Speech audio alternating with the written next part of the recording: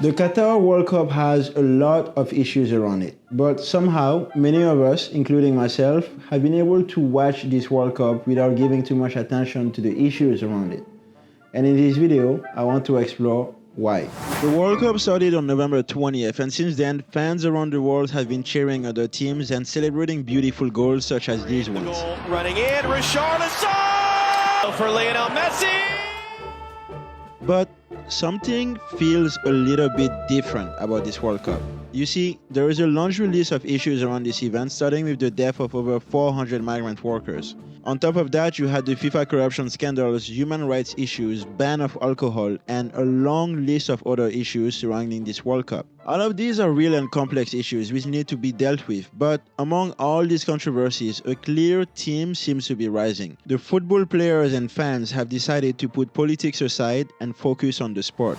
And this raises a key question: should we separate sports from politics? And you see, this debate is actually much bigger than the Qatar World Cup or any specific sport event. This debate between sport and politics is something that has been going on since ancient Greece. But today, I want to look at it from the perspective of the viewer. I want to understand what does it actually mean to separate sports from politics, and I want to understand whether or not we should be doing it. This is a tricky question that first requires us to understand the relationship between sports and politics. Sports and politics have always played key parts in our societies, and the relationship between them has always been deep.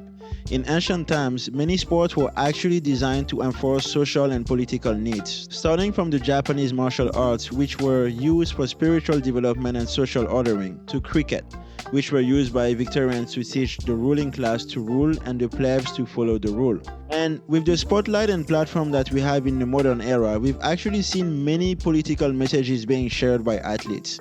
But in general, most athletes tend to be against combining sports and politics. In the case of the Qatar World Cup, many players have rejected the idea of protesting the cup. We should focus only in football, the competition, to people to enjoy. Do you think all the politics and the morality debates and stuff, should that all be left aside now? 100%. Focus on the game? Course. I feel that. Of course. This may come as controversial, but the truth is, I don't think we can actually blame the players for wanting to separate sports from politics.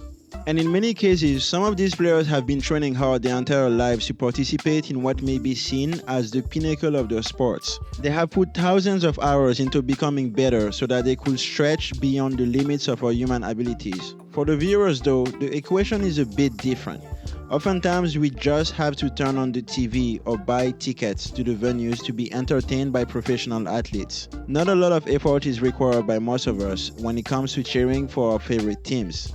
And this is not to downplay the roles that viewers play in sport. Of course, fans are important. As we saw during the COVID lockdown, fans are a crucial part of sport and their voices matter just as much. But compared to athletes, we have a lot more flexibility when it comes to boycotting an event, as we just have to not turn the TV on or refuse to buy a ticket to the specific event. And with that said, should there be an expectation from the viewer to boycott a sport event when it doesn't align with their views?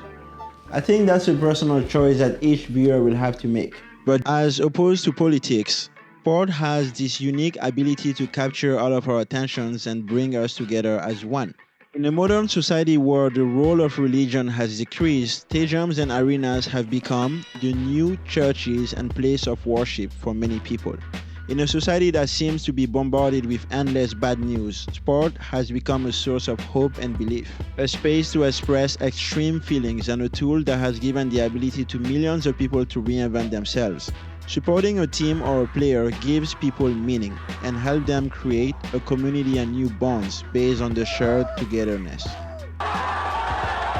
There is something cathartic about watching other human beings going above and beyond the limits of human performance. Whether you are watching Lionel Messi running with the ball down the field or watching Michael Jordan winning it at the buzzer, sports tend to take us away from the daily reminders of the hardship of life and the struggles of the human experience. By going above and beyond the human limits, athletes help the viewers become whole again. But we must not forget that sport does not exist in a vacuum. Whether it is football or basketball, gymnastics or baseball, social and political contexts shape both the sports and our experience as viewers. As we see with the Qatar World Cup, many lives have been taken away just to make the World Cup a reality. Many migrant workers have died and many families have been left to mourn for their loved ones. Both fans and athletes aim to separate sports from politics, but just like the yin and yang, sports and politics cannot be separated.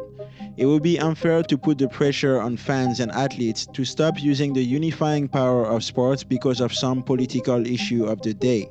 Many of these political issues are reflections of broader problems in our society, which needs to be handled separately than through the forums created by sports. In the case of the Qatar World Cup, taking away the healing power of sports because of the corrupt decisions of a few leaders at the FIFA will be solving one injustice by committing another injustice. But we also cannot watch this World Cup with the same innocence as previous World Cup. We know what it took to get us to this World Cup.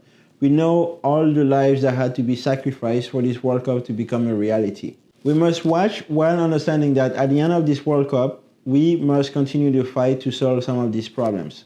But until then, we are going to enjoy every single goal that are scored and try to use sport as a power to unite people. With that being said, thank you so much for watching. My name is Nedlot. If you enjoyed this video, please like and subscribe. Please comment. I would love to hear your thoughts on this issue. And if you think that you have a friend who may actually enjoy this video, please feel free to share it with them. With that being said, I will catch you in the next video. Bye for now.